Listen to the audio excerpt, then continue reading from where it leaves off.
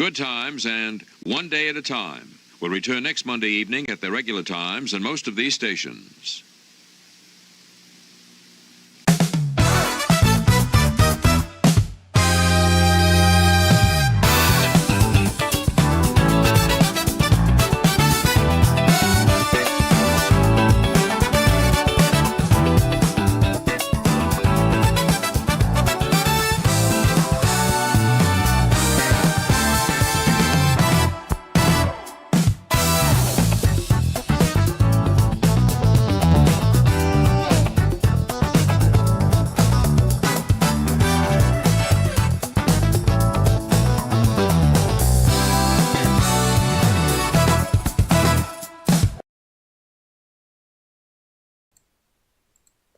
All right, welcome back to the IWAR Network Tubecast. I hope everyone can hear us okay. And if you guys want to give me a thumbs up in the chat, if you guys can hear the audio.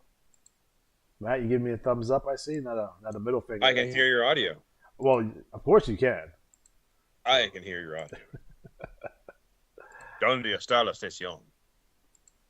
You know, it's funny right now. Why did X out on this? What happens? Oh, okay. The little box that you're supposed to be in that sees your wonderful faces is not coming up, as always. That's good. So what cycle is this, by the way? Where are we? In fall 2025? Is that what we're doing? November. November? It's November, dude. It is November. Cockhead. And I'm your host, Alex B. And with me this evening, we have Matt, we have Adam, and we have Jimmy. What's going on tonight, gentlemen? Well, I followed your advice, and I'm looking at Willowick, Ohio community pages. And there's one about, if you remember Willowick, Ohio, or you're from Willowick, remember, I remember being forced to play the IWA by my teacher in high school. One of my favorite things to do in life is to take, like, wholesome, pure people or figures and taint them. I like stuff all the time on there. Like, oh. The people are like, who the hell is Luther Alexander running for mayor? He's running for mayor. Willowick. Running for mayor. Speaking of which, did you get those signs printed up, Alex? Almost. If you guys read the ACW, it says Luther defeated Truman on it. So nice. Yeah, I actually haven't gone through the TT, although I will say ahead of time, I invite everyone to read page 20 of the CWL and enjoy. I dig that. So we have a huge Q&A response from Johnny B this week.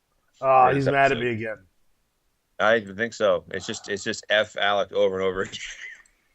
What was that movie? The Shining? Jack, all work and no play. Play makes Jack a dull boy. There you go. Or no beer and no TV makes Homer go crazy. Those people who used to watch The Simpsons like I did. Well, Simpsons is nice. You can just pick it up wherever you want, and you're right back in it pretty much. I don't think it's changed really. No, I don't think so either. Like South Park's the only one I can think of for like 3 or 4 seasons. Didn't they kill Kenny off for a while? They did. They brought him back though. And, so, yes, it was 28-27. So was it 8 and 50? No, I think I had it right here. 53. All right, 8 and 53. Which I had a lot of my strategies had one or the other, but not both. Yeah. Oops. That's the way it goes. So close. That's the way it goes. Yeah. Yep. So November cycle in the books, and only 2 leagues had to be run. I was sitting there going like, okay, I got to take a nap because I'm really exhausted. I need to be awake for tonight. And then I'm like, wow, maybe I'll wait and see. And of course, I wake up and it's like, email, RTL, BRL was the other one, which was fine because the 6-man team that originally had this TV 6-man made no sense. It's like, how did I win those belts? Yeah. I know, Jimmy, you did well, right? Yeah, not bad. I had everybody started this cycle, so I'll take that. I've been on a little bit of a slump, so that's my Monet dance. Actually, you can't see it anyway. Alex doesn't have us on right now, so that's fine. Try it. It doesn't want to work for me. I don't know why. Adam, how did you feel about your cycle? I don't know. I did fine. My big win was in a non-IWAR league. I won best of the best. So really cool. Yeah. Oh, congratulations! That's great. So that's dope. cool in the ASL. Yeah. Honestly, there's a lot of the managers that manage less people would do really well in that tournament. It's mostly just a lot of guys that manage a ton of people. But yeah, so that was cool. McFlaherty's did well. I saw Rachel's strategy and I was like, that's pretty decent. And then I wrestled someone with a 499 in a 501. So that didn't do anything. But overall, it was fine. Nothing too great, but it went fine. That's best of the best is one of those tournaments I did, I think, a year ago. And it was fun, but yeah, it's a good thing to do every so often. It just, I know over the years different people do it, and I think it's good to get it kind of mixed crowd.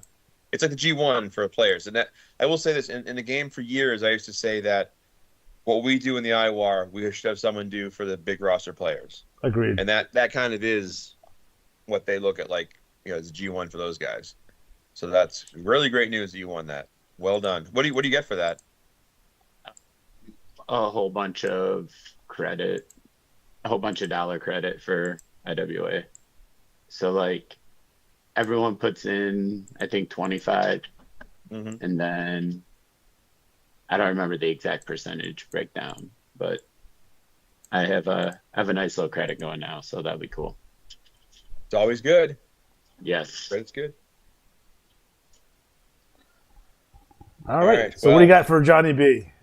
Oh boy! All right, this is again. going to be a controversial episode. We need the Fresh Prince of Bel-Air music, where it's like, this week on a very special Tubecast.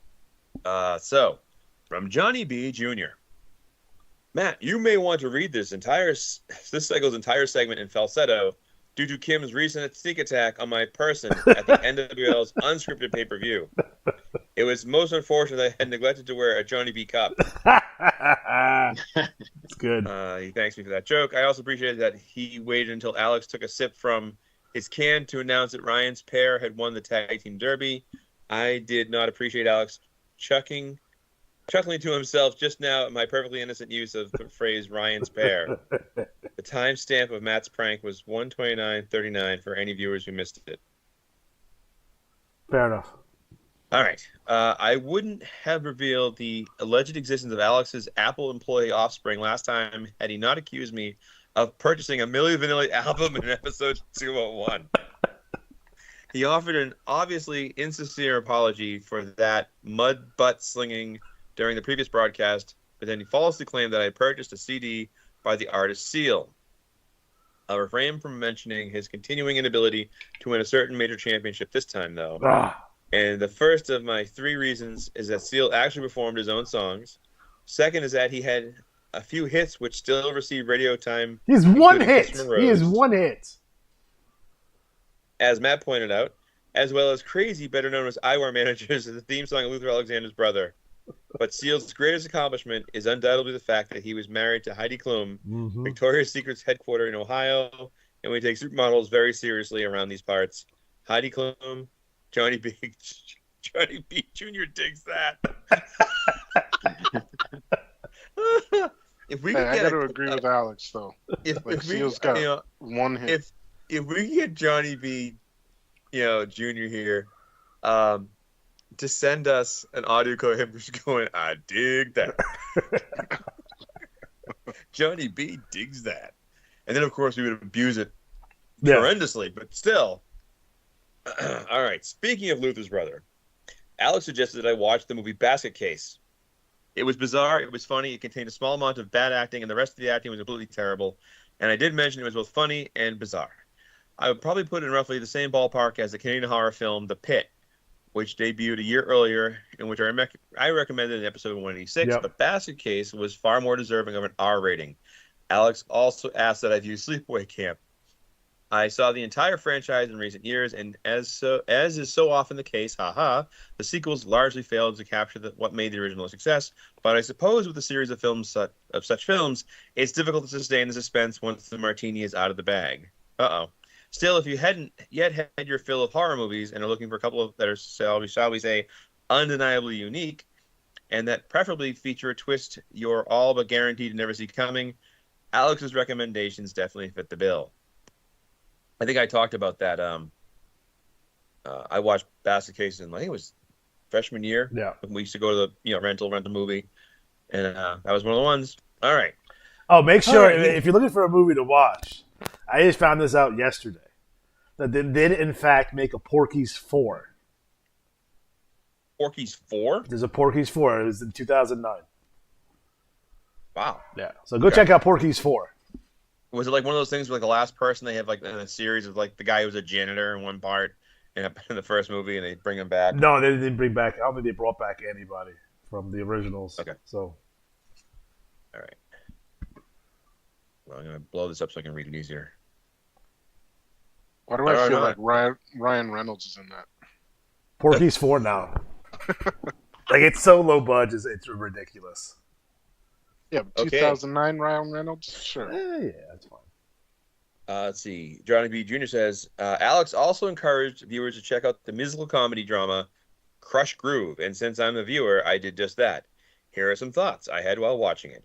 The Fat Boys scene in high school where they were supposed to be dissecting a fetal pig provided my first big laugh, and it was refreshing to see high school students being played by actors in their late teens rather than their mid-20s or early 30s. I found it odd that there was tension in the band between Cool Rock Ski stated that they were fat, and the human beatbox took offense to it, so they called themselves the Disco 3. But when they got on stage at the talent competition, they introduced themselves as the Fat Boys. Then the same exchange occurred again later in the film, but that time they decided to accept the physiques and call themselves the Fat Boys. They'd already done that. It seems the gravitationally challenged trio not only failed biology but continuity as well. I spotted an uncredited Chris Rock in the background of the talent contest, and was very surprised to discover in the 1980s Ella Cool J was scarcely more physically imposing than Chris Rock, or Rock from any decade. I suppose it was hilarious how insistent the Crush Groove artists were that Cool J not audition for them. But as soon as he began rapping anyway, they were all instantly smiling and moving to the beat. For obvious reasons, my favorite character in the film, which was released the same year as the IWA, had to be the cutthroat business tycoon, JB. Played by Richard Gant.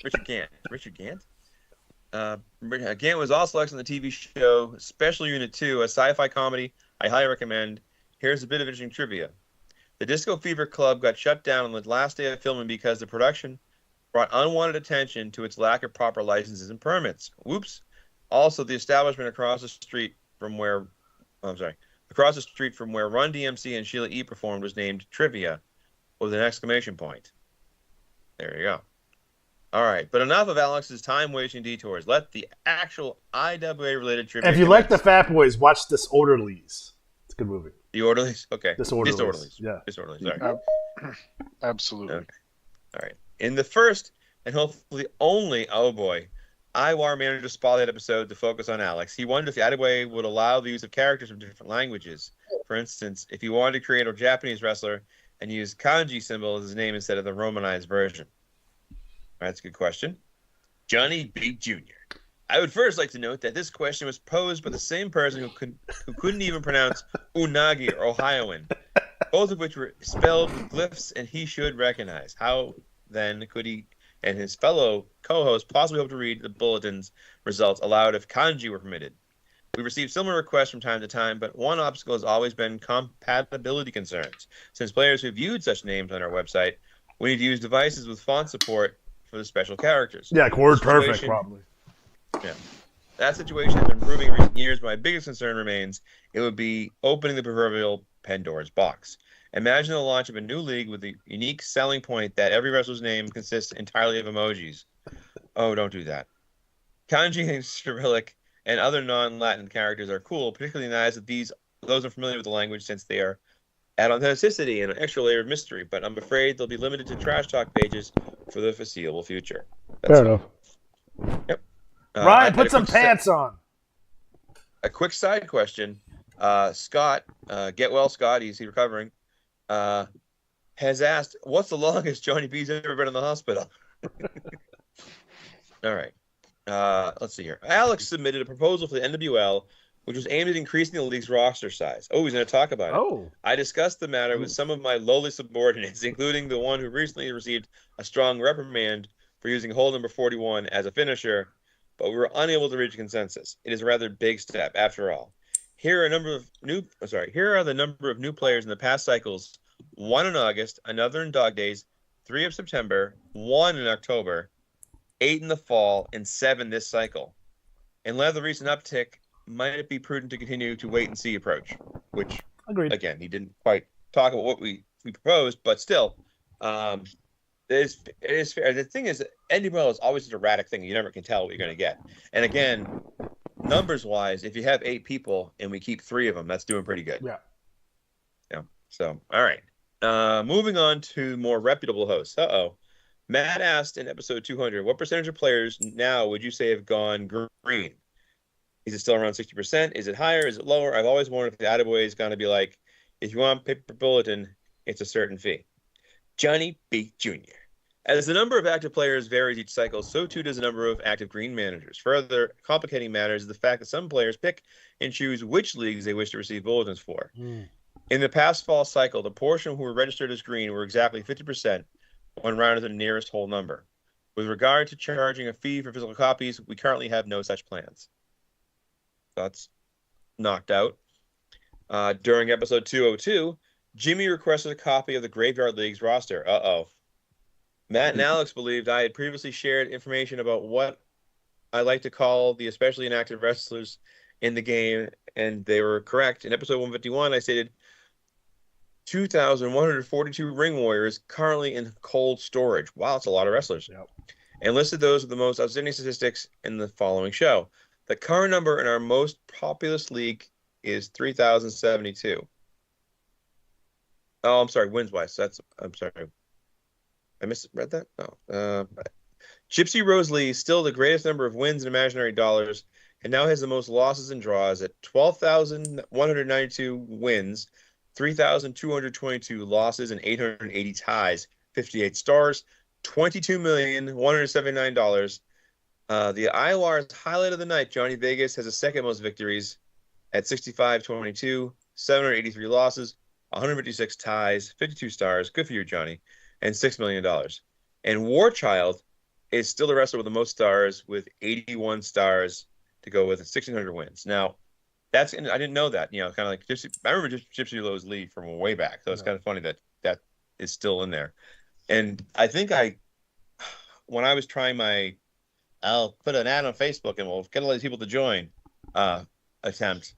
I had the idea if you could reach out to all the players in the Graveyard League and be like, hey, and we had a Graveyard League deal and nobody bit. I was bummed about that. I'm not bitter. You're a little bitter. All right. In the first and possibly last Manager Spotlight episode, since Alex's shameless self-promotional act of turning said spotlight on himself for the inaugural showing may have tainted the whole enterprise.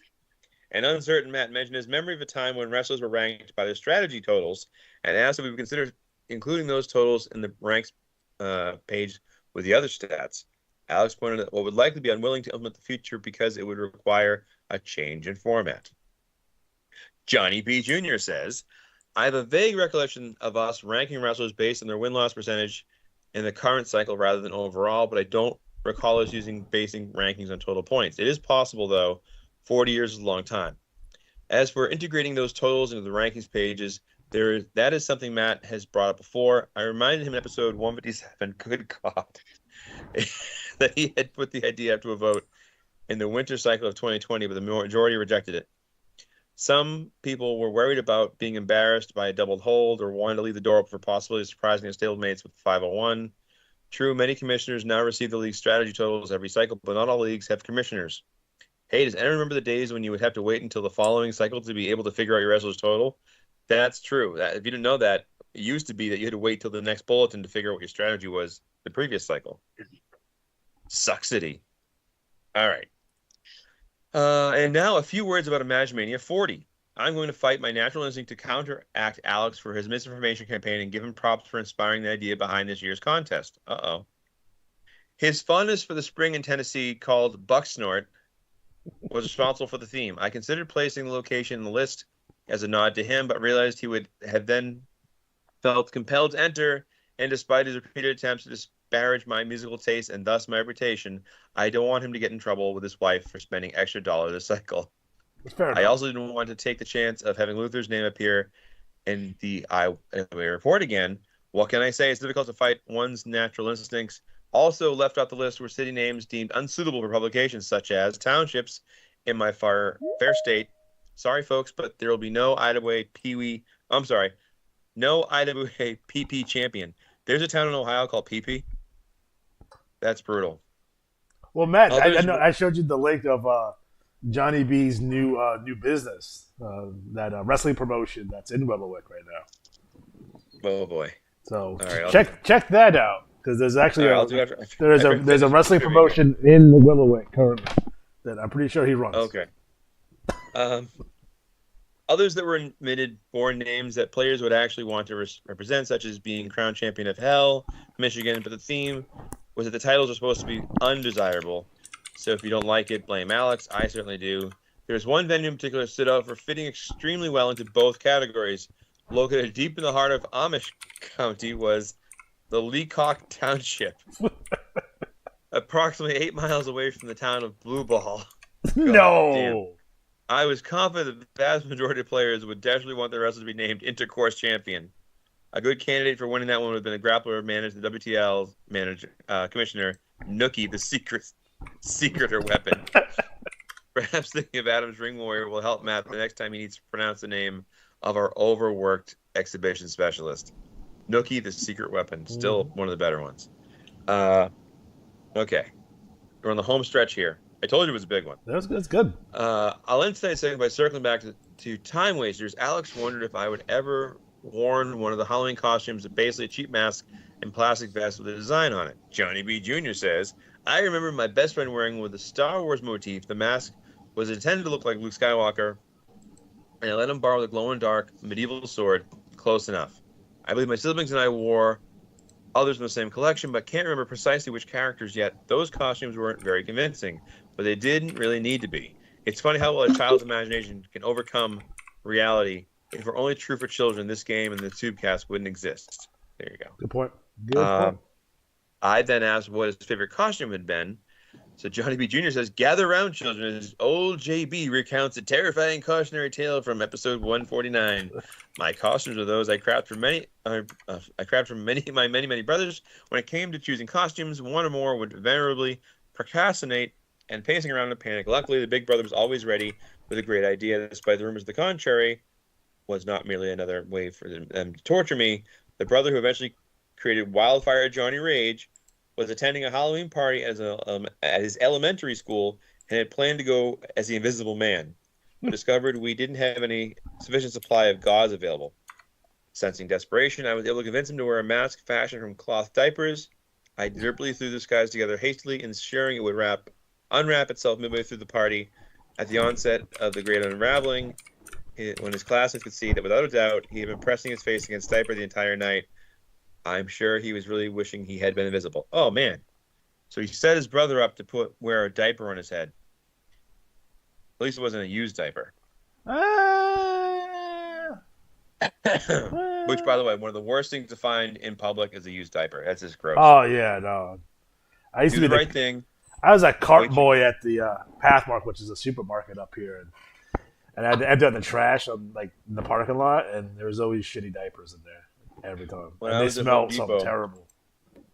We didn't have that, but we had an adult store near my Home Depot, and we would find the boxes, CD, like the plastic wrapping, whatever for various items.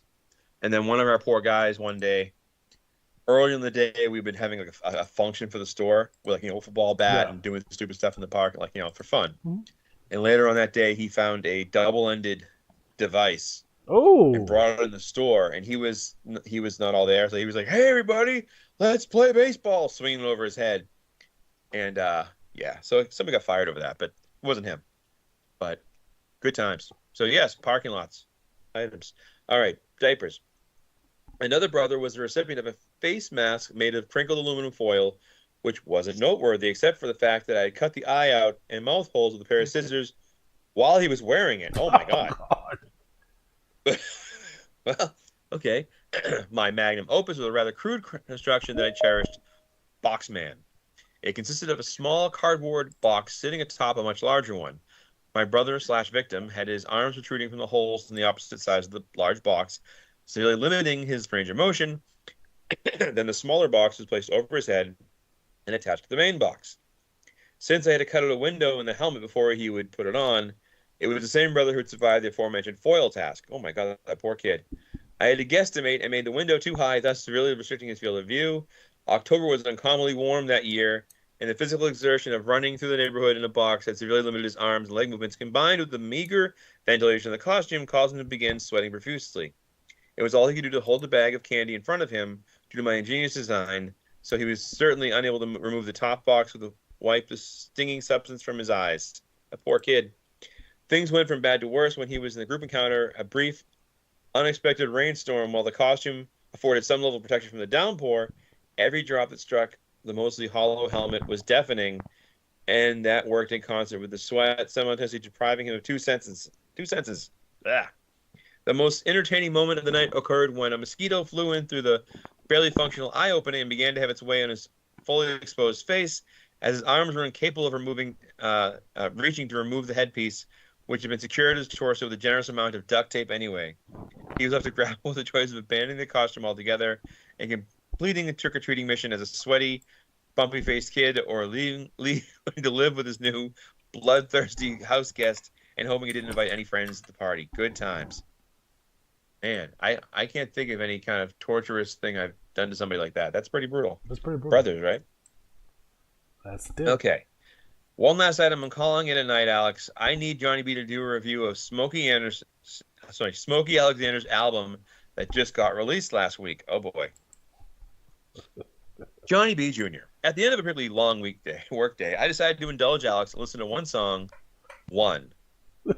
I chose The Searcher and was so impressed I listened to the next one, then the next one, and then the next one. I couldn't stop until I experienced all 15, including the bonus remix, reprise tracks. Many would probably multitask while sitting in judgment of Alex's lyrical talent, but not this guy. Although I did simultaneously ponder whether the YouTube channel, mainly focused on professional wrestling, offered the best possible showcase of his musical creations. After all, one wouldn't instruct a tow truck driver to take them to Red Lobster if one's 1979 Camaro Z28 needed a new fuel pump. Sure, it would be an acceptable destination if you were rewarding employees for finally achieving the impossible dream of an error-free cycle or an error-free Gold Tuesday, but you wouldn't expect to find quality auto parts there. I feel very strongly that Alex should become a searcher of a better avenue for bringing his music to the masses, rather than burying it in a pile of unrelated content such as wrestling magazine retrospectives and video game reviews. Poor Smokey doesn't even have to have his own playlist on this channel. Sad face. Seriously, dude, put more effort into getting your stuff out there. It's really good. And know you can trust my taste in music because I allegedly bought Seal and Manila Billy albums. And now we're officially out of time. For Alex G and Matt, I'm Johnny B. Have a good cut. Well, all right. So again, number one, I'm pretty sure that Johnny B had just purchased the EWA in Willowick, Ohio, the Ultraviolet Wrestling promotion. That's probably in his basement. So you can go check that out. That's on Facebook somewhere, by the way. So, real thing. All right. Number two, so I have considered putting those up on Spotify, but you have to. So like you actually have to you have to pay a company to put it on Spotify for you. I looked into that. So there you go. Okay. There you go. Alrighty. So where would we like to start today? Do you want to start with? Is Ryan still there? Did he fall? He fell asleep again. Unbelievable. Yeah, hold up the lack of pants.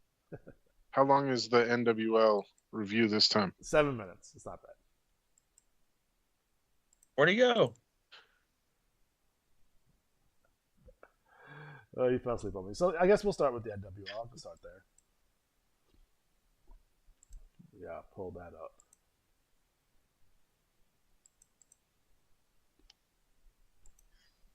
Alrighty, NWL National Wrestling League, Cycle 244. League Champion, Random Baltimore Vagrant. TV Champion, Bo Blackheart. Central Plains Champion, Magnum AI. East Coast Champion, Crush Groove. Great Lakes Champion, The Great Entertainer, Brian Clothier. Mid-Atlantic Champion, Dynasty, Terry Duncan. Northeast Champion, Rictus Grid. Pacific Northwest Champion, Stylen Savion Banks.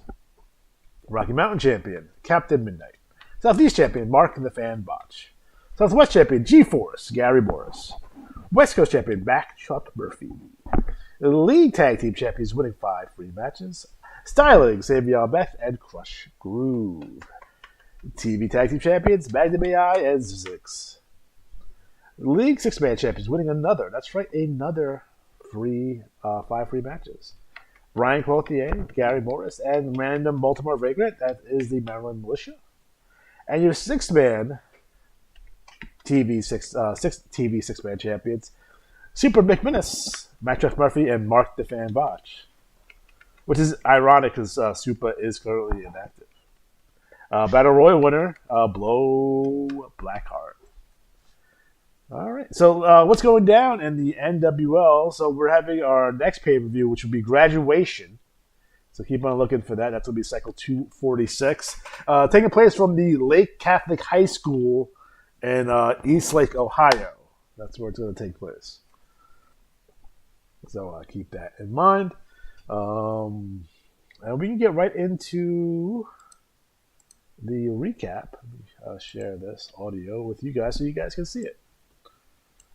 Okay. Or hear it at the very least. Okay, here we go. All right, I'm going to kick it over to Ian Mooney with the NWL Trash Talk recap. His stats flash by. Favorite food, apple pie. Whoa. Entrance theme, Rebel Yell. Hometown, Annapolis. Let's go back. Favorite film. This is the NWL Trash Talk recap. Tonight's chaos begins at the Letters from Fans desk, where Captain Midnight sifts through the madness of the NWL mailbag. The first letter comes from Little Timmy Wholesome, who proudly declares Midnight the best wrestler in the league, before revealing that Magnum AI stole his shirt and assaulted his father while shouting that Captain Midnight must be destroyed. Midnight thanks Timmy, then, without hesitation, advises him to get a lawyer, not for Timmy's dad, but for Magnum, the walking Game Boy, who will desperately need legal counsel once Midnight is finished generating enough medical debt to collapse an insurance company. The next letter arrives from Totalia Relperson, praising Mark the Fan Botch and asking for Midnight's opinion. Midnight admits he doesn't watch the show, doesn't know what a fish fam is. Maybe he ordered one at Phillips Seafood, but he respects Botch and says he can join him in the gym or the ring anytime. Suddenly, an invoice from Pro Wrestling Tees hits the desk, demanding over $24,000 in unpaid t-shirt fees, and Midnight ends the interview immediately. His stats flash by. Favorite food, apple pie. Entrance theme, Rebel Yell. Hometown, Annapolis. Favorite film, The Falcon and the Snowman. Finisher, Midnight Madness. Next, Drowning Pool's bodies. Detonates through the arena, and Brian, the Great Entertainer Clothier, steps into the golden blast of pyro with the NWL tag title glistening across his shoulder. He demands the music be cut, telling the crowd they don't deserve the full performance. Clothier declares the NWL finally has a champion who looks like a champion, brags about being cheated at Unscripted and redeemed at Graduation, and unleashes a full-scale verbal assault on Jesus, calling his cult too pathetic for aging baby boomers. He mocks the Fish Fam, Supamikamus as a Times Square Spider-Man, Leela Chilindrina as a discontinued Taco Bell item, and reminds everyone he and G-Force already beat them for the tag titles.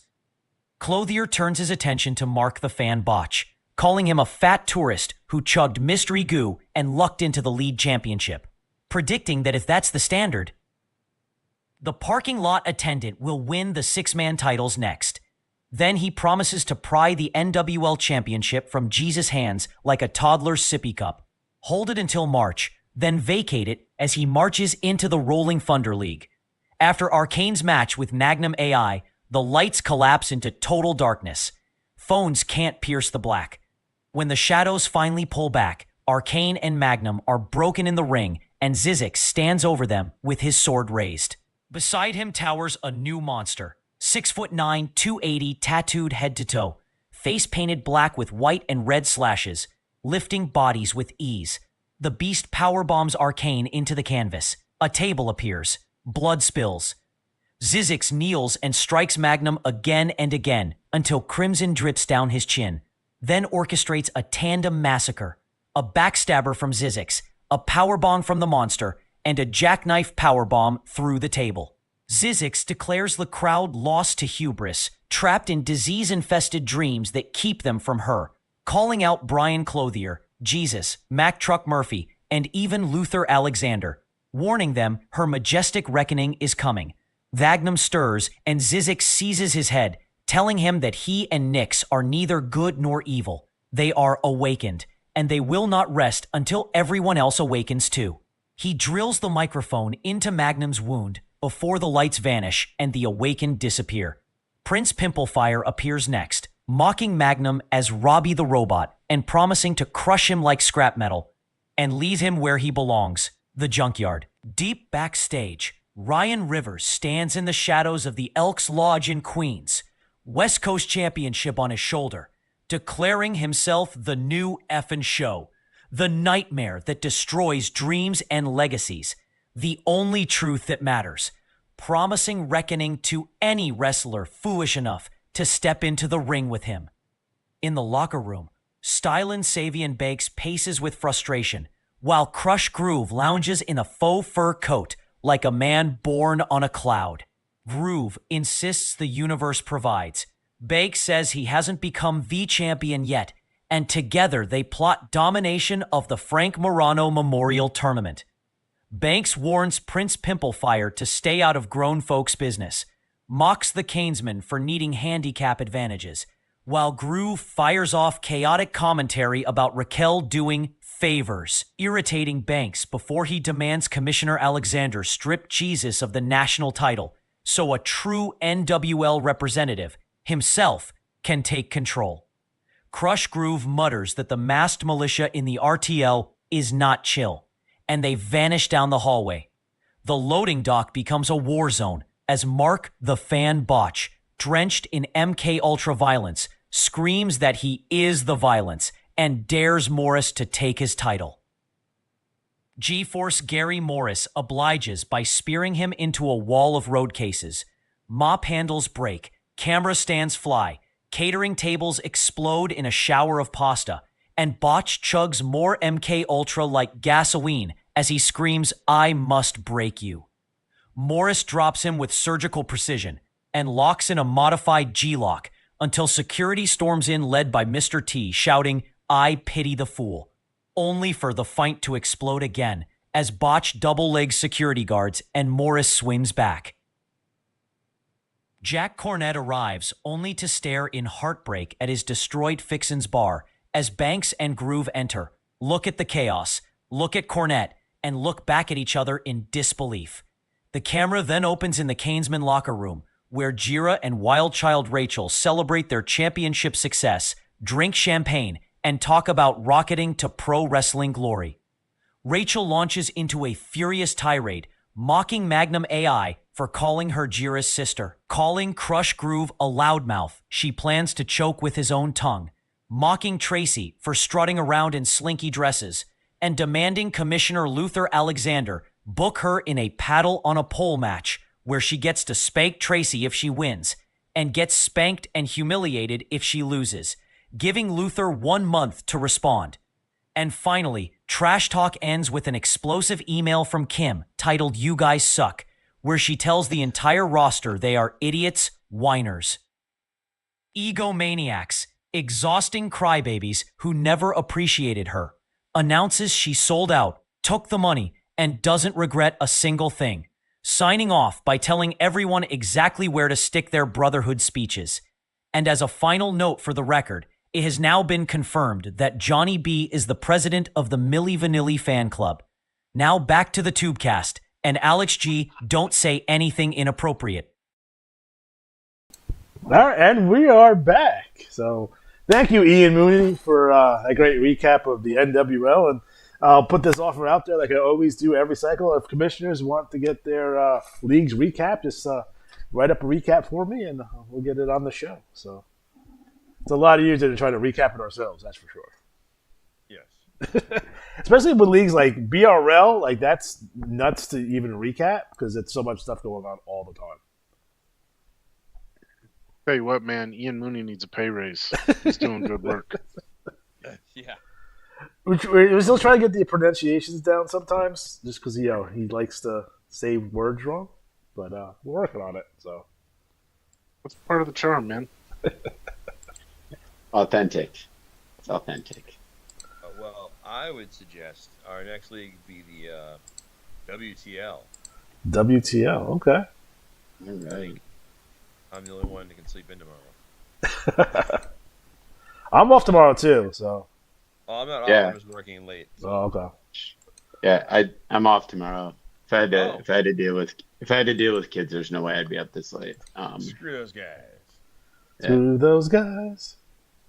Sometimes you want to punch a kid in the face. Like I hate teenagers. That's a whole other story. Yeah, I can't do that, but it'd be great. All right, so let's go to the what are we at?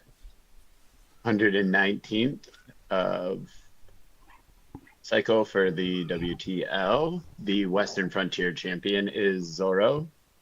The Lone Star champion, Mange.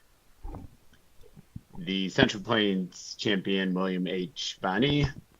Mexico champion, Sinister Sean Brutal. Dodge City champion, Paladin Boone. Tombstone champion, Doc Holliday. Prairie View champion, Mid-South Maxwell. The Widowmaker champion, the Retrobate, Lanny Teague. Badlands champion, Steele. Cripple Creek champion, King Cowboy Schlitz. Southwest champion from the Bunkhouse Brawl and the Bunkhouse Brawl winner, Future Man. Chisholm Trail champion, Jason Brandon McCord. Western Frontier Tag Team Champion, Cecil Howard Calvert and Prince George Montgomery of the Maryland Blue Bloods. The Lone Star Tag Team Champions, Picasso Mange. Western Frontier Six-Man Champion, Cecil Howard Calvert, Prince George Montgomery, and Garrett Washington Allegheny. The Lone Star Six-Man Champions, CBWC Reinhardt Sr., Aerosol WC Reinhardt Jr., and Battleland Jack Brocious. Those are Western Trails champions. I dig it. So what's going down in the WTL? Well, this was the cycle for the results of the Sheriff of the Ring. So it ended up being a double main event, but we had the finals could possibly be the finals of the Sheriff of the Ring tournament, where King Cowboy Schlitz and Lanny Teague battled. Schlitz was leading the series, so Lanny Teague needed to win, and Lanny Teague got the win. So that also gave his team the advantage for the War Games match. The Maryland Blue Bloods won the Texas Tornado Six-Man Tag titles. The Trashman Buckshot won a match against the Wyoming Cowboy. Levi Wrangler and Lee Teepee held on to the Texas Tornado Tag titles over the Bastard Sons. Dolphin Balor became the number one contender. I don't know what's going on with Rex Chambers' strategy, but something happened there. Then there was actually a draw in the championship match, which everyone loves when that happens, between Chainsaw Chuck and Ace and Eights. And then there was the War Games match, which I think we'll save the results of that for another time, between AI and the 4.5 Horsemen. With some of the chaos that happened at share for the ring. We're actually gonna do a little quick turnaround, like a mini pay-per-view. We have to sell this chainsaw chuck in Ace and Eights match. Can't have a draw, and it's we're gonna call it a Tuesday in Tijuana, and throw some other matches in there. And it's in Tijuana, so anything can happen. Let's go to the Donkey Show. Yeah, I was also going to say, wait for Alex to mention the Donkey Show and go to the next part. Kind of the main things. About to launch everything for next year and the next year's pay-per-view schedule, some of the different tournaments and ideas going on. Let me look through the bulletin real quick, make sure I didn't miss anything.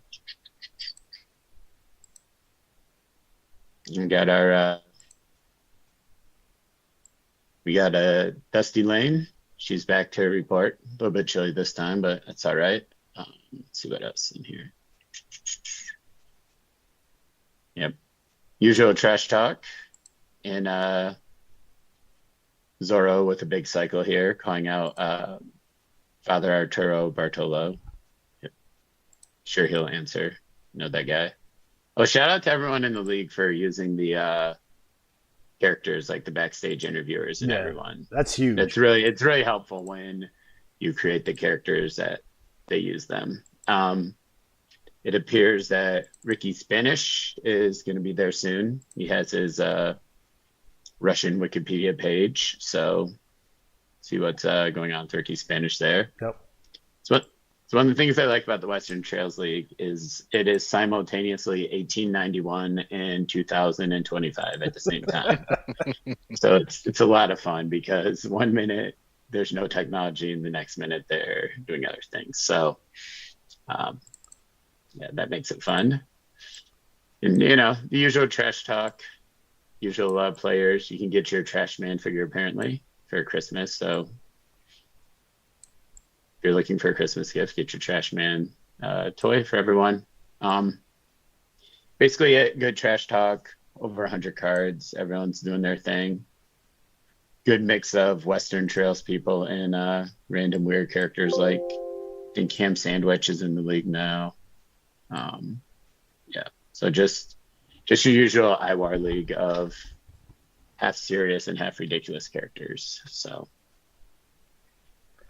Matt, has there ever been a league that's been like 100% like serious, like everyone there is deadly serious, without any joke characters or guys with puns as names? Like, I can't think of one. I mean, I even think like back to like LWL was a pretty serious concept at first. Yeah, but you still had some goofy characters. I think it's just part of the game.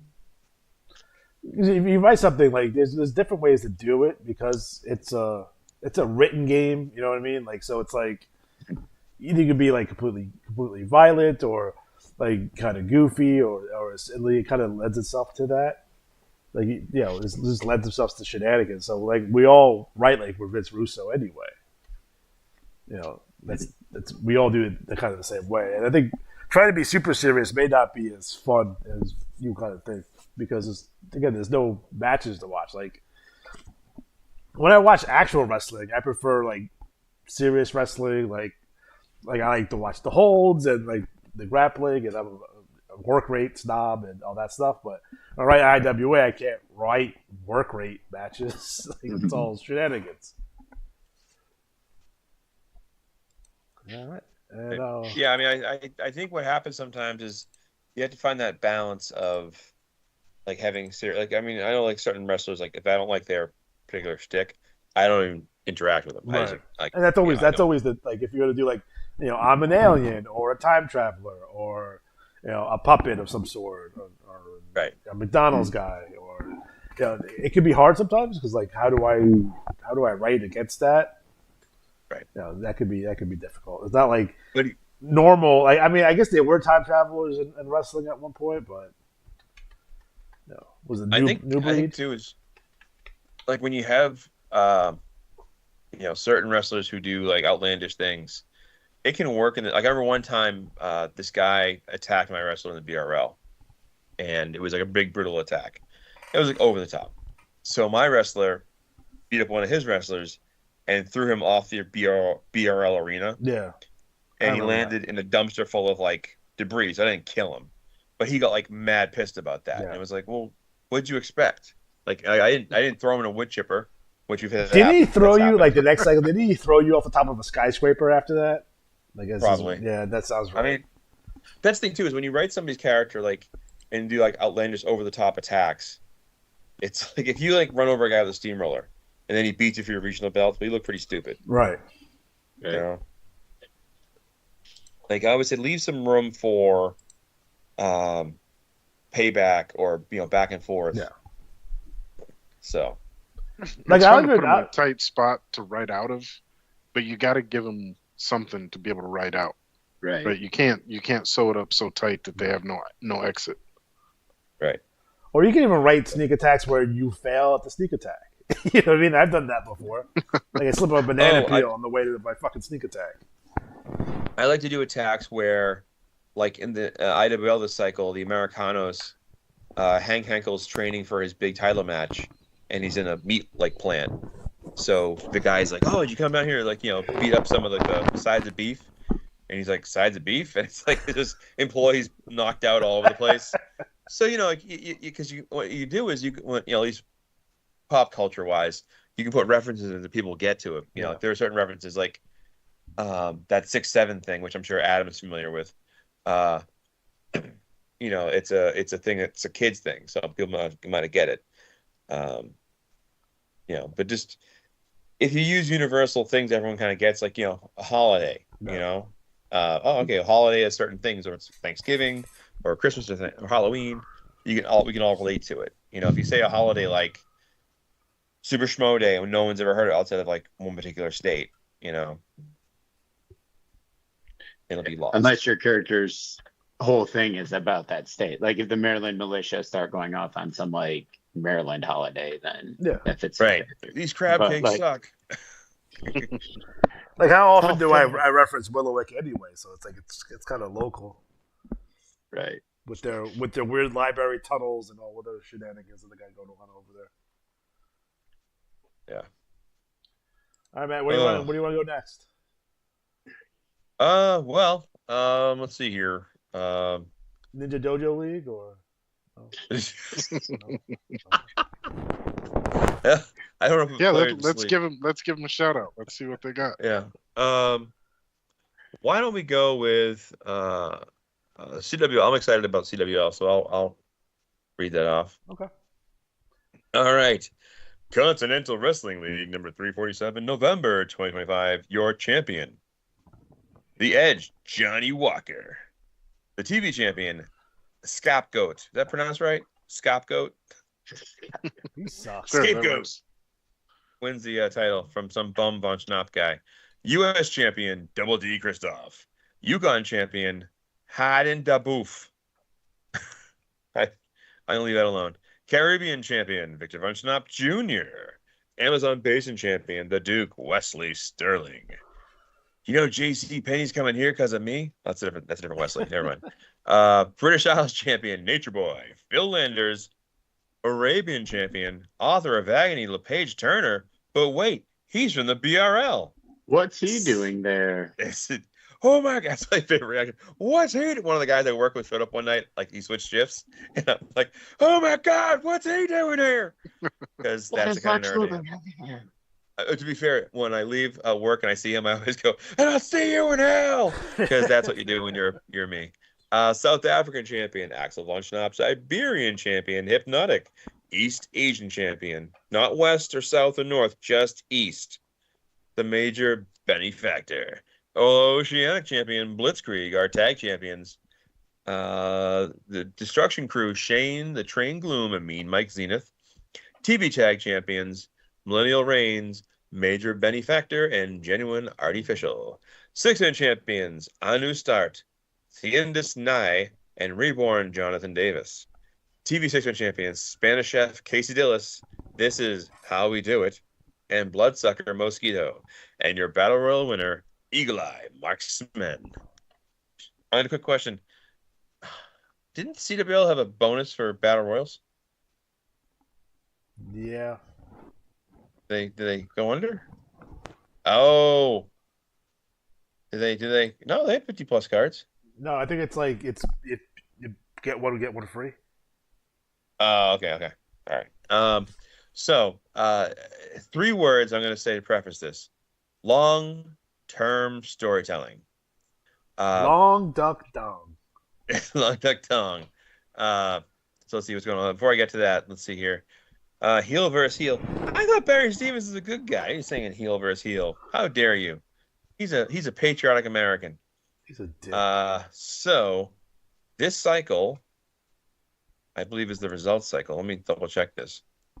Because I could play spoiler here and be like, oh yeah, well here's who won. Neener. Results 347. That's this cycle. Oh boy.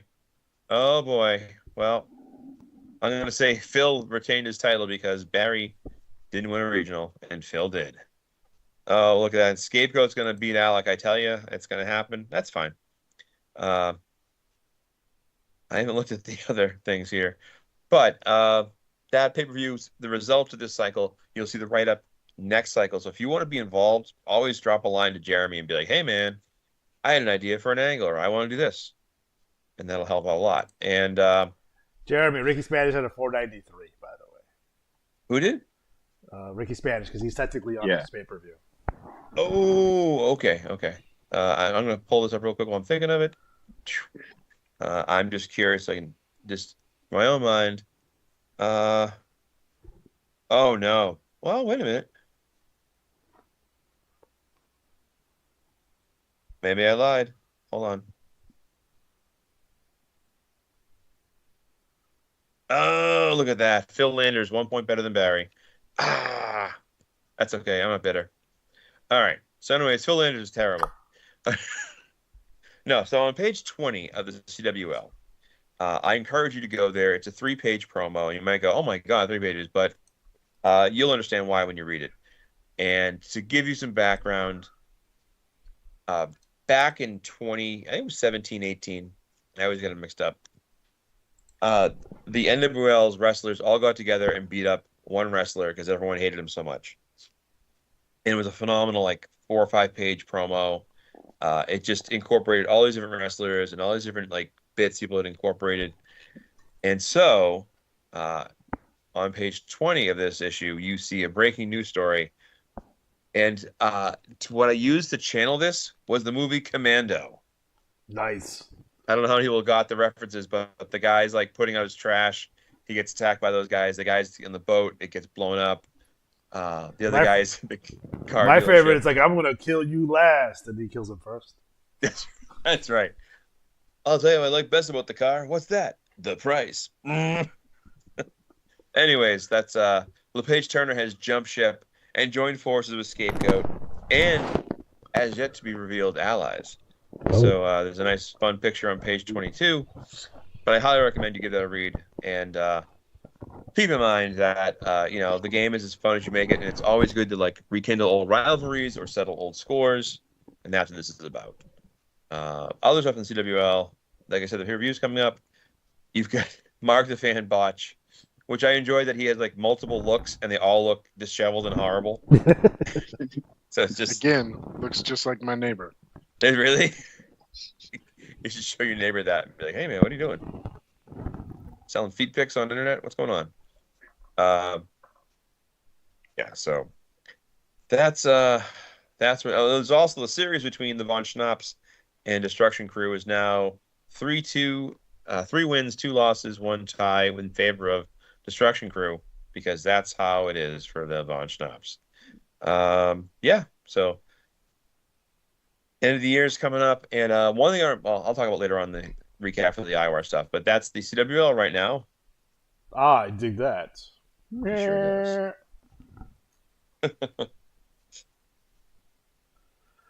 Okay, where are we going next? I say you let Jimmy do the BRL. BRL, okay. Sounds good. No pressure. All right, BRL 645. League champ, Fatty the Butcher. He's still around? He is.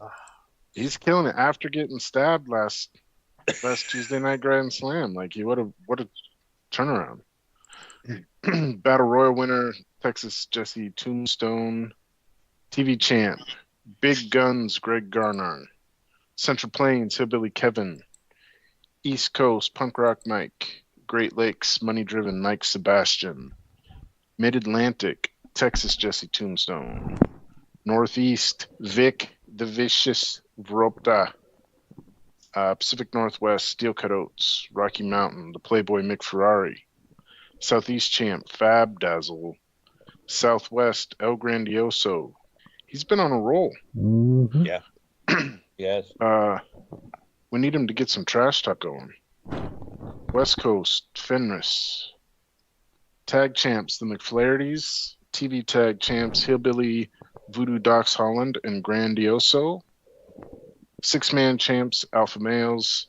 TV six-man champs, the McFlahertys with Przybylewski, fresh off being stabbed as well. I saw it was just a flesh wound. Just a lot of bandages for a flesh wound, I gotta say, but yeah. He's a tough Polish kid. He made it. Yes. So next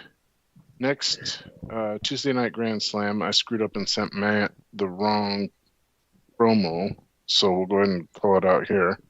Oops. We got the Razzle Dazzles versus Dark Verdict. We got Hot Stuff Adam Cash making his Tuesday night Grand Slam debut versus Diabolical Ricky Savage. And then we've got also making his debut, both of these guys, Oliver Livingston and Double R Rob Ratliff. And then the grudge match, the Battle of the Words has been thick lately. Vic Vropta Say what? and King Khan.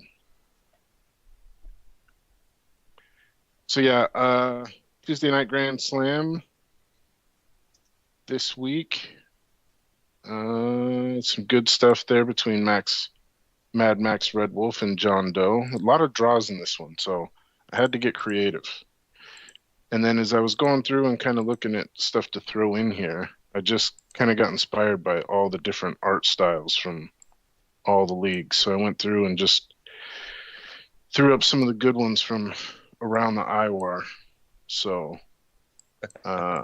keep up the good work. Who knows what's going to find their way in here.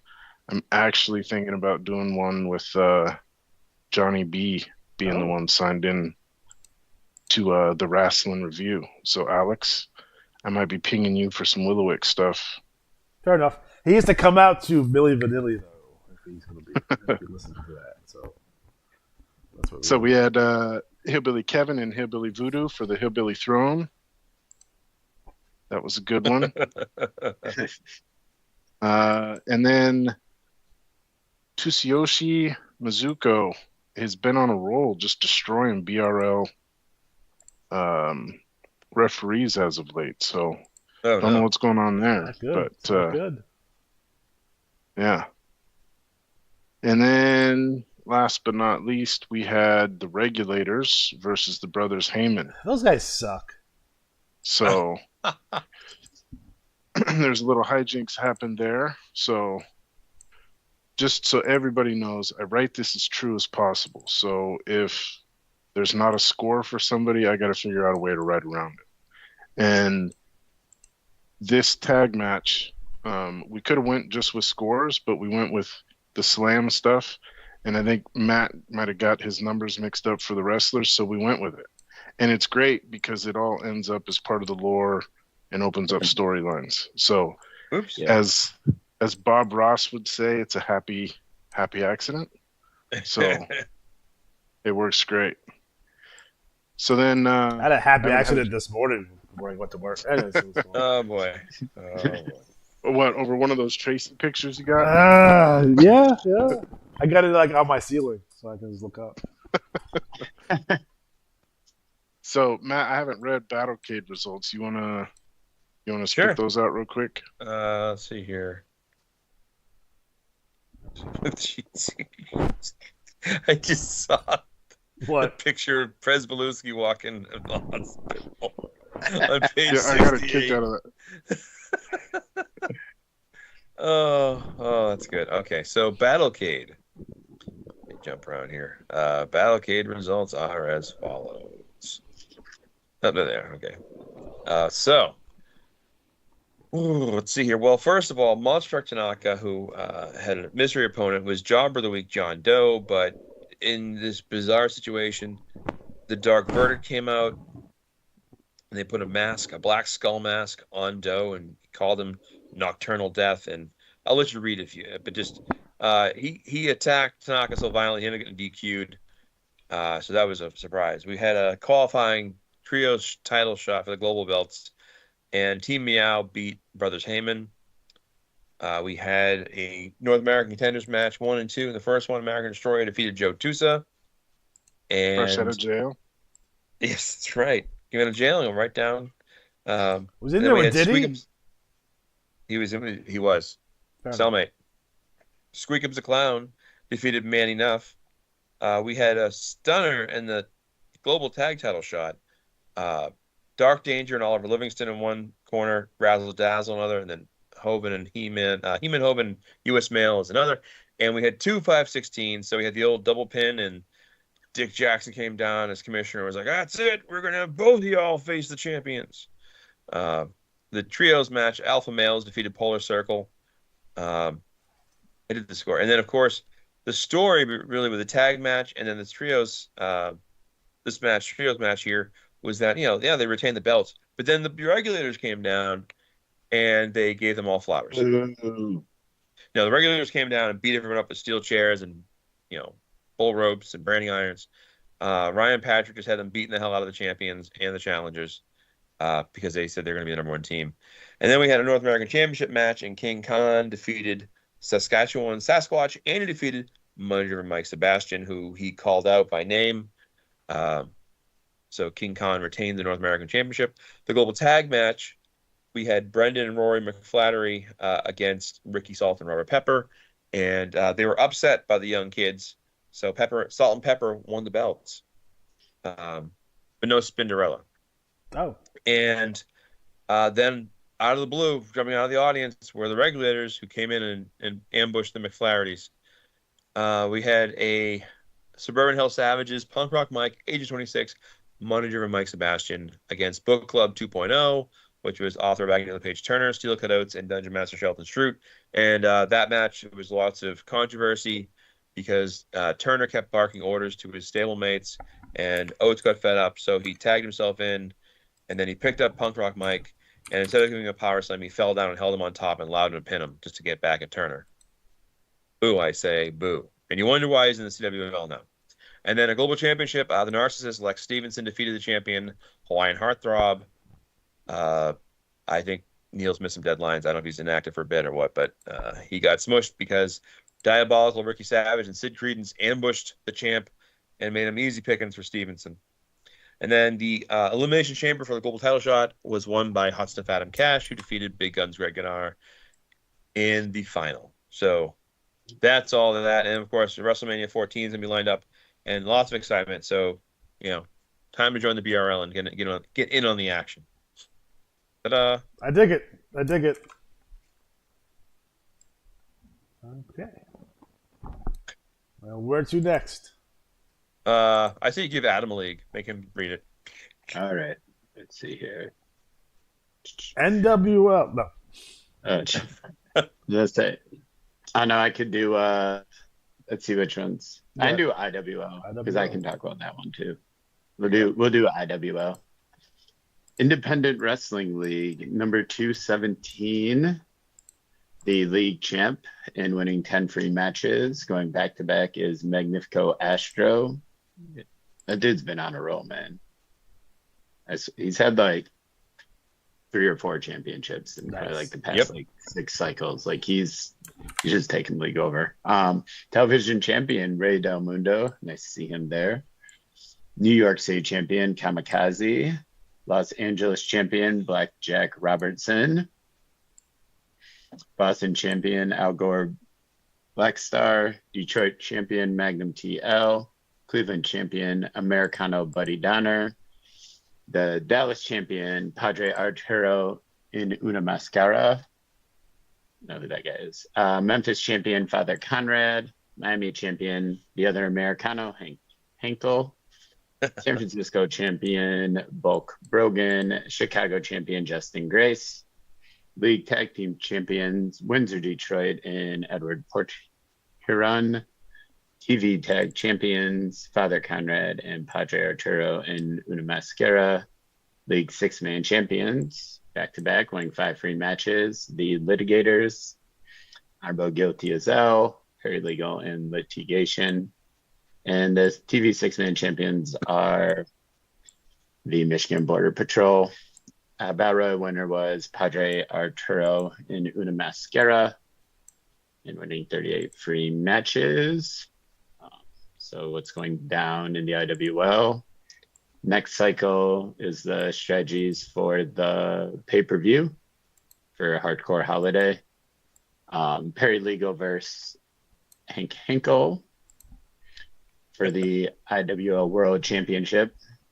So the trio guy and the tag team guy going at it there. Multinational champion Death Valley Drifter versus the Chameleon. Chameleon always holding it steady in the IWL World Tag Team Championship match. My two dads will try to prevent the regulators from getting their 67th Tag Team Championship in that matchup. The Van Snaps take on the Michigan Border Patrol for the 6-man titles. And if the Michigan Border Patrol don't win, they cannot challenge the Van Snaps again for that title. The Los Astros versus Amazing Graces. Blackjack Robertson versus Eliatari. And Magnifico Astro versus the Maltese Monster. That's our rundown of that. I haven't really looked that much in the trash talk. But it's mostly all the people who I just named on the pay-per-view. Those are the people who have trash talk, so almost to a T. So that's the IWL. I dig it. Okay. And we are, let's see. So what we got left? I could do the ACW and get right on that at me. All right. All-American Championship Wrestling, number 16, November 2025. ACW League Champion, Shrug Shadow. American Territories Champion, Ernie Slayer. New England Champion, Jackknife Justice. Atlantic Coast Champion, Mind Mercy. Great Lakes Champion, Steve Patch Johnson. Smoky Mountain Champion, Ravishing Dick Dude. Deep Jump Champion, Tailor Made John Whitten. Gulf Coast Champion, Steele Sampson. Texas Heartland Champion, the Gaelic Dick Moore. Rocky Mountain Champion, the Ranger Cameron Poe. Desert States Champion, Knuckles Nelson. Pacific Coast Champion, Starlight. ACW League Tag Team Champions, Minds Mayhem and Miles Maverick. American Territories Tag Team Champions, Taylor Made, Josh Whitten, and Mr. Wall Street, Corey Workman. ACW League 6-man champions, Jawbone Jack, Tormented Timmy, and Steele Sampson. American Territories 6-man champions, Mind Mayhem, Minds Malice, and Miles Maverick. And your Battle Royal winner, Mind Mercy. So what's going down in the ACW? Well, this cycle they're using the results for the Desert Storm. What does he call it? ELE? Is that right, Ryan? ELE? Whatever that means. So the matches are as follows for Desert Storm is for the ACW title. Shotgun James Carter is taking on Miles Malice. United States title match, Miles Maverick versus Hocus Crocus. ACW Heavyweight Tag Team title match, Shotgun James Carter and Texas Justice Tombstone taking on Ken the Anvil Neidhart and Terry Garcia. ACW Trios title match, General Displeasure, Calder Fustard, and STF Ewings taking on the Regulators.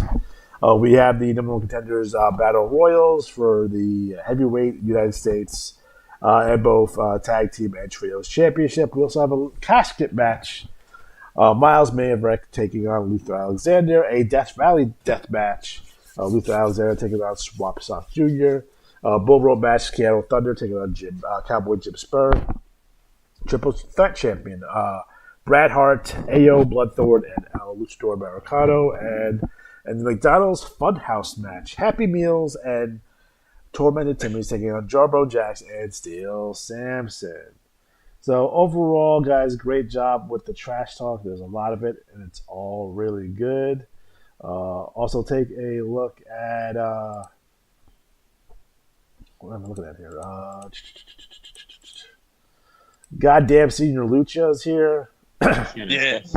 Yes. I'm so upset right now. I'm so incredibly upset. And again, if you take a look at Weekly World's News, we have some headlines. Luther defeats Truman for the Little Wick mayorship. And yes, it is in fact true that Johnny B buys Milli Vanilli's greatest hits. So Yes.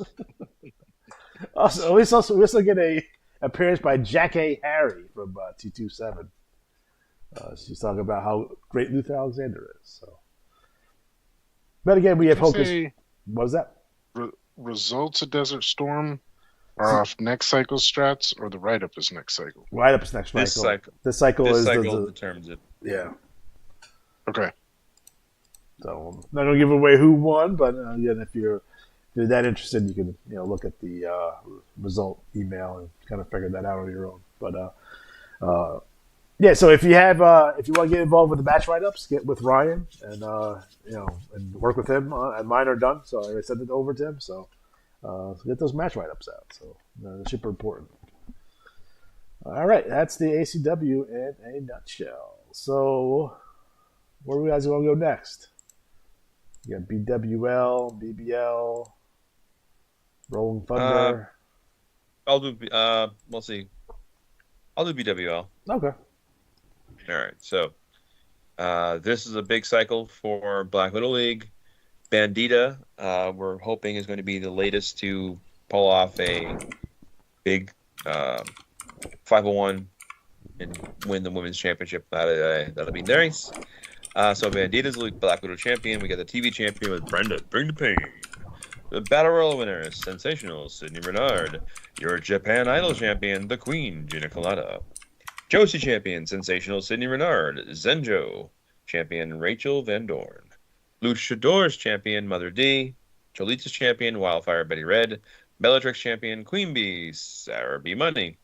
Themyscira champion, the Black Soul, Lizzie Robin. Hollywood champion, Veruca Salt. Sin City champion, Huntress. And your Willowick champion, Aria Gunpowder. The big news coming out of this cycle is, I will go to it here. There it is. Patrick posted the results in the pay-per-view, which is the Spitfire 2 results. So, Enchantress defeated Fallon Donovan to earn one slot in the triple threat match, where Huntress defeated Aria Gunpowder to earn the other. Bandita's 501 defeated Brenda Payne and Mother D to become the number one contender to the global title. Mother D defeated Betty Red in a grudge match.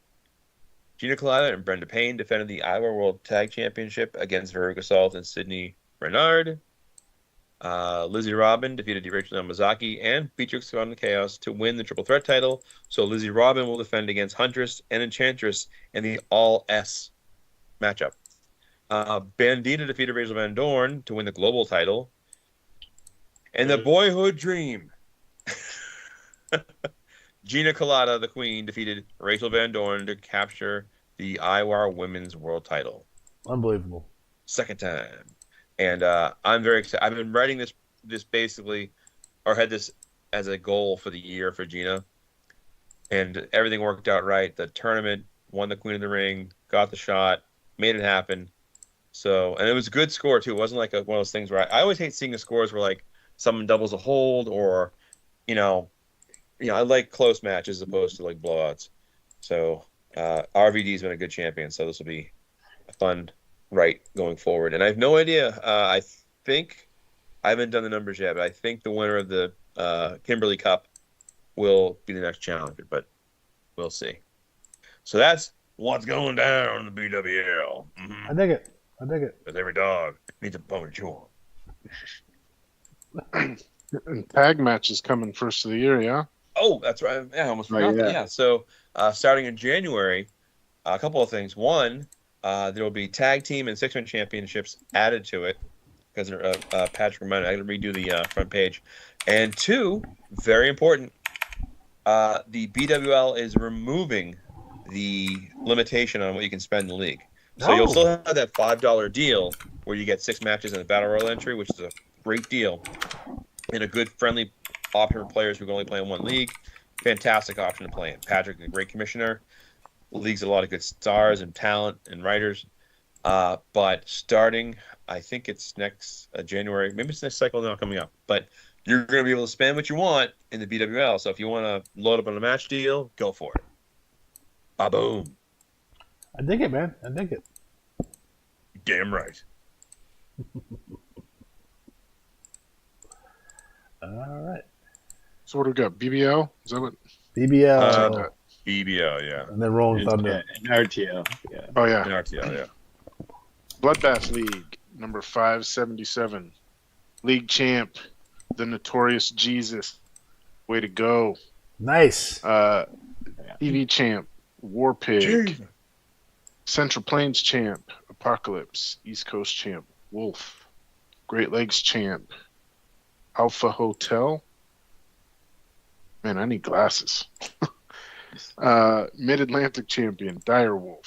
Northeast champion, Warlord Wade Reinhardt. Pacific Northwest champion, Lanky Lonnie Love. Rocky Mountain champion, Nukalave. I always get that. Southeast champion, Jesus Yifu. Southwest champion, Board Genesis. West Coast champion, Rockin' Ronnie Love. League tag team champs, Mr. Smith and Corporal Punishment. TV tag champs, Dominant Factor War and Dominant Factor Wrath. League 6-man champs, Scarlet Knight, Scarab Knight, and Blood Knight. TV 6-man champs, Mr. Smith, Corporal Punishment, and Pork Rind. And winning 30 free BBL matches, and the winner of the Battle Royal, Warlord Wade Reinhardt. So, pretty cool to see BBL with some of the draft members on the title page. Right. It's pretty cool. I haven't had a chance to look at their bulletin. What do we got going down? Say it, Alex. So what's going down? There we go. Okay. So I'm not seeing pay-per-view.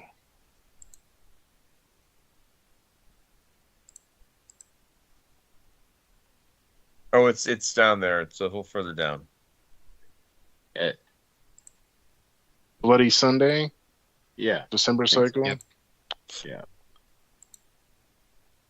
So stipulations to be determined match: Fish versus RFD. A Russian chain match: the Russian Destroyer versus number 1 Alpha Hotel. Ghidorah 6-man, Mr. Smith, Pork Rind, Corporal Punishment versus Nick Rage, Blake Bloom, and Phantom Scorpion. Hounds of Hell tag, Dominant Factor Wrath and War versus Fastball Louis Ratcliffe and Xavier the Beast. KOH Championship Street Fight, Skullfire versus Warpig versus He-Man Hoven. Is that another Ghidorah 6-man? Well, there's the women's championship and the men's championship. Oh, gotcha. So. Yeah. Okay. The big news for this card is that He-Man Hoven has he had a big feud showdown match against Warpig, but he also earned the title match against Skullfire. So he demanded a triple threat match to beat both at once. Mm. Here you go. So is he going to have 2 chumps of the week? Maybe. I every so often it's hard to come up with the jump of the week is. Gonna think of some Man, so when I first started and saw He-Man Hoven, I hated him so much. Like, I didn't know. Like, when I first got here and I found out about the NWL's, like, 17 cycle limit or whatever, and I saw Hoven go over, like, I was so mad. I'm like, do they not enforce any rules? Like, what's going on? I didn't know any better. I was just learning. He pissed me off so bad. And I never even made it. I never even made it as a chump of the week, so. Well, Hoven is fun to write, and like if you look at his even what he wrote now, like I love to pilfer or plug this thing with just little nuanced, like horrifically dirty things, like him saying about La Chilindrina being Spanish for no gag reflex, and the glasses you need to get windshield wipers for those glasses. Like just He-Man Hoven is essentially like if Rick Rude was more modern and just really, really despicable. And, he's fun to write. So maybe someday you'll have a chump of the week. You never know. Ridiculous. All right. Was that Adam volunteering to do RTL? Yeah, sure. Yeah, that was nice. I was like, let's do RTL. All right, what crazy name is going to be in here? Let's see here. You got lucky. All right. They're all pretty chill. Yeah. So far. Oh, man, the Fish Fam taking over. Rolling Thunder League, number 49. All right, up to 49. It's crazy. The BWL is at 62 already. Yeah. But anyways, side note. That's how my brain works. Rolling Thunder League champion, Uncle Slomo. The league tag team champions, Papacita and Josue. The league six-man champs are Uncut Gem, Greggy Money, Derek Cash Styles, Thomas TD Banks. TV champion, Papacito. Central Plains champion, Titanic. East Coast champion, the Heartthrob, Dan Corvette. Great Lakes champion, good to see the disgruntled shoe salesman, Art Shield. Mid-Atlantic champion, the Menacing Minister. Northeast champion, Chief Moose Crossbox. Pacific Northwest champion, Papa G Rip. Rocky Mountain champion, Josue. Southeast champion, Snacks. Southwest champion, Graveyard Dog. West Coast champion, Greg E. Money. TV tag champions, Derek Cash Styles and Thomas TD Banks. TV six-man champions, the Texan, Automatic Slim, and T-Bird, and the Battle Royal winner is Titanic. I have no idea what's going down. Let me see here. We got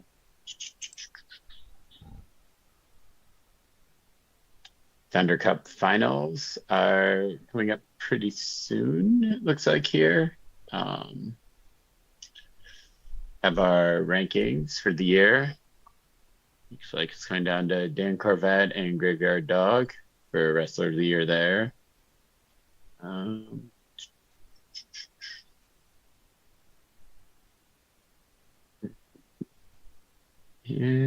let's see.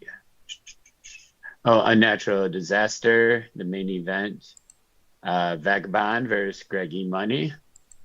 I need to see random Baltimore Vagrant against Vagabond. Like, I need that match. Tag Team Championship match. Moose Crossfox and Brody Piper versus the Bullseye Syndicate. And a four-way Extreme Rules match for the Blockbuster Championship. Automatic Slim versus Iceman versus Chester Harbor versus Double D Christoph. Thunder Cup Finals and number one contenders match. Unagi versus Papacito. Prophets of Pain versus Mass Militia. Don't know who that is. And the T-Bird and the Texan. And number one contender battle royal. Got all of our different stars. Looks like the RTL is building a solid base and going up from there. So good to see them on the up and up. Definitely going the right way. Sorry, this Iceman junk's freaking ridiculous. Greggy Money in Toronto. Oh, you don't want to wear Toronto stuff. They're cursed. They never win anything. Anyways, all right. Let's see the Argonauts. Drake. Yeah, I don't know. Did they win? Was the Grey Cup? Was that recently? The Argonauts win? I don't know. I don't know. I feel like yeah, Rough Riders beat the Argonauts, or vice versa. Derek would know. I used to get Rough Rider condoms from Planned Parenthood when they used to get them for free. Why are these free? No. That's where me and Johnny B used to hang out to pick up chicks. Nice. In the back of Mike Drake's car. Yeah. Yeah. Classic. God. Not in the back of his Kia. The We'll see Sorrento. how long everyone's actually listening. It's a Sportage. Right. Papacito. That's a fun character right there, man. But yeah, that's the Rolling Thunder League. Be interesting to see where that goes. See those young bucks kind of cut their teeth for a little bit there. But I think that's did we get all the leagues now? Make sure we didn't miss anything. I think we did. We got them all. Yeah, that's everything. Yeah, we got 'em All all. right. Way to go, us. I miss when there was only 4 leagues. I know, right? Yeah. It's the draft. It's like, oh, I'm gonna get picked to the other league. Like, all right. Guess IWAR right now. Is that where we're on? Yeah, right. Let's I go got- down. IWAR wide. All right, well, lots going down. And a quick reminder, we have an event starts in January called the IWAR Cup. And what it is the top 3 finishers in each league, rankings-wise. It goes 3 rounds, and essentially you have elimination. So the lowest score out of the 3 wrestlers from each league, the first round, they drop. The second round, and then you have the highest score out of the last round wins the cup. And last year, Dakawandashe Boombaye, Rookie of the Year in the CWL, came out to win it before his tragic bunion mishap.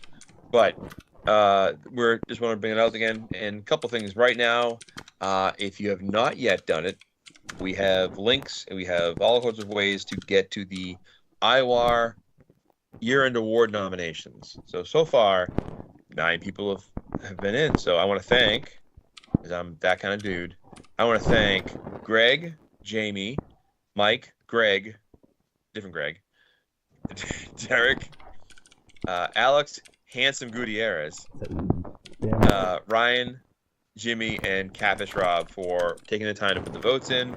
I always say we have about 150 people, so if we can get to like 25, that'd be super duper.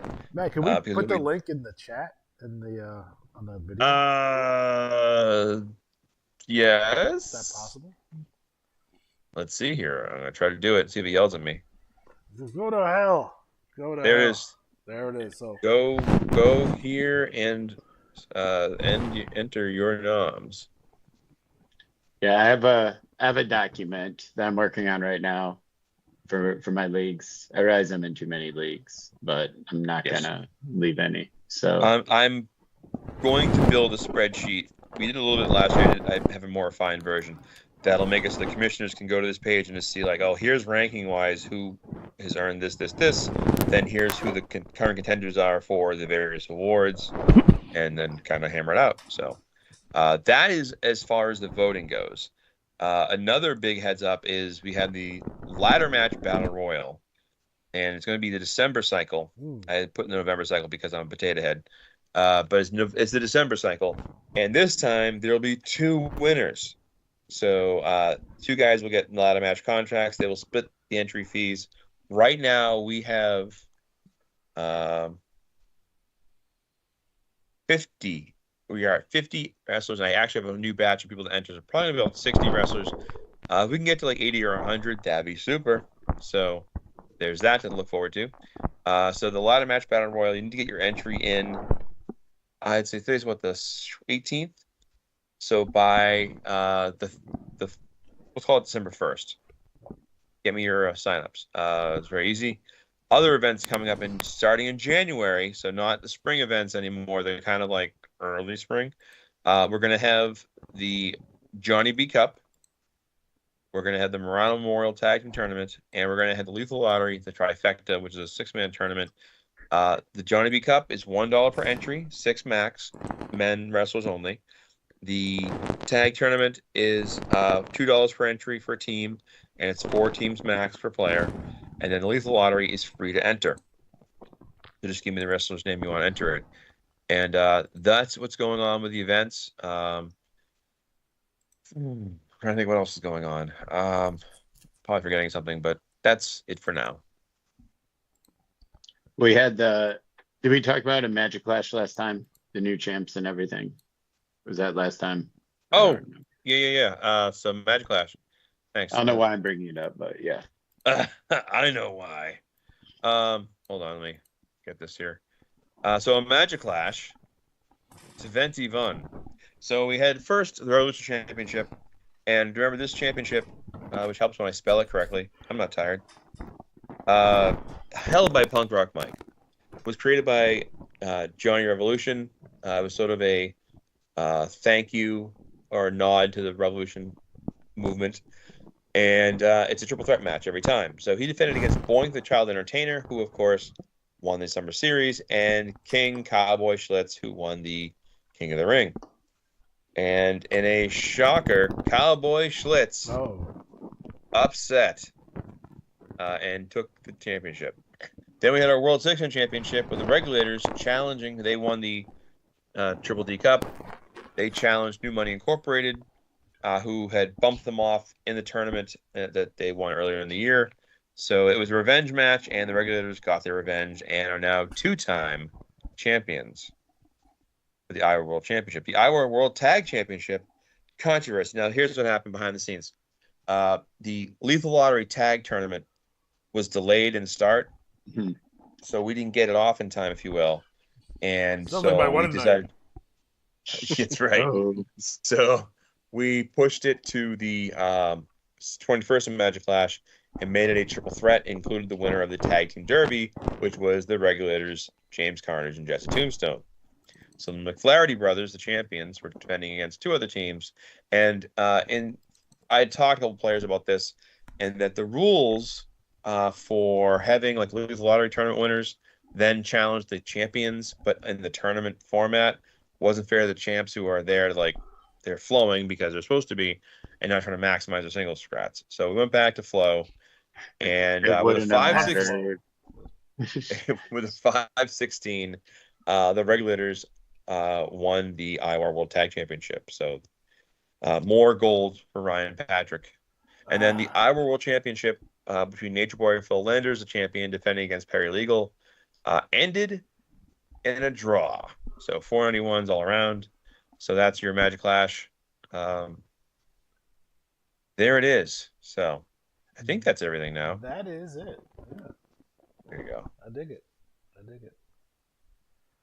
So some of you may have noticed on the screen that we have the new official logo for Willowick, Ohio. So that's all going to be on the screen now. So.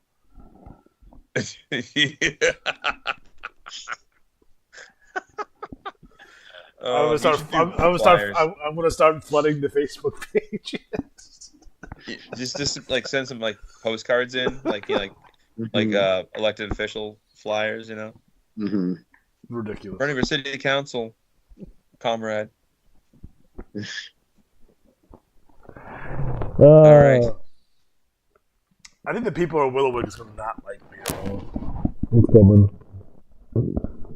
They're gonna show up at the out of office with pitchforks.